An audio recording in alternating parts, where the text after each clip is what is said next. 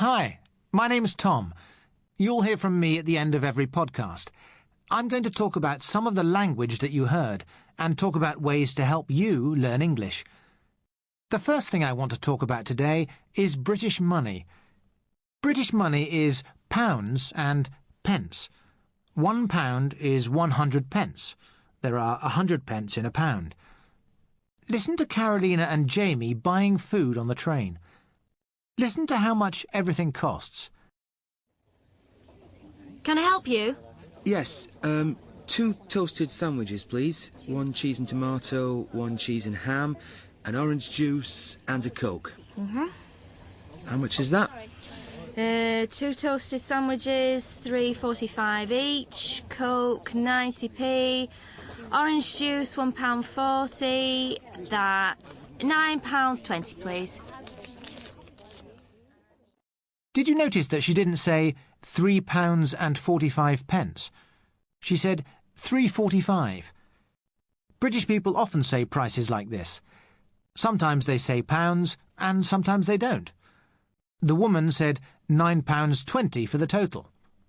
You will hear people say prices in both ways, but it's important to remember that if the price is only pounds, when there are no pence in the price, then we always say pounds. For example, we can say £3.45 or £3.45, but we must always say £3. Now, let's think about the pence. Listen again to the prices. 2 toasted sandwiches, £3.45 each, Coke 90p, orange juice £1.40, that's £9.20 please. Did you notice that she didn't say pence? British people don't usually say pence. If the price has pounds first, then we understand that the second number is pence. We don't need to say anything, just a number. But Jamie's Coke was 90p. If the price is only pence, then we say p. It's a short way of saying pence. P means pence.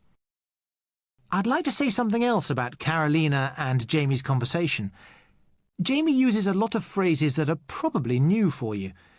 They are phrases that you don't often read in course books or learn in classes, but they're phrases that British people use a lot. Here's an example. There you go. There's the list on the wall. What do you fancy? Fancy?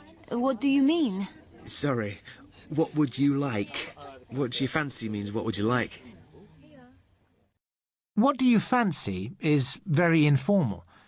Carolina doesn't understand, so she asks Jamie. She says, "What do you mean?"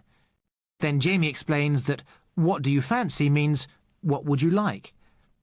Here's another example from Jamie again. Listen for a phrase that's new for you. Do you think I can pay with my Visa card? I still haven't got any English money. I lost my bag and then I nearly missed the train. Don't worry about it. This one's on me. I'll pay. Have a toasted sandwich. They're good. Cheese and tomato? Cheese with tomato? In a toasted sandwich? Jamie says, "This one's on me," which is an informal way of saying, "It's okay, I'm going to pay for this." Try to remember phrases like this when you notice them. And do what Carolina did. Ask, "What do you mean?" if you don't understand. Now, I've got an interesting word to talk about next. The word is stuff. Listen to Tess speaking and see if you can understand what stuff means. And I'm Tess from London. Hi. Now, as usual, we've got loads of great stuff for you to listen to. But before we tell you about that, Ravi, I have to ask you, are you feeling better now? Stuff just means things. British people use it a lot when they're speaking. Here's another example. I'm going to get a coffee or something. Do you want anything? I don't know. What have they got? Come with me then. You can have a look. They've got sandwiches and stuff too. Okay.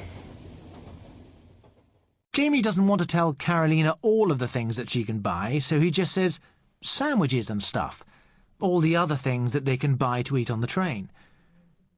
The next time you listen to a film or a TV programme in English, listen for people saying stuff. I'm sure you'll notice it a lot now.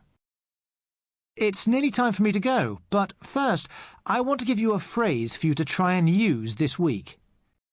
Do you remember the question in today's Your Turn?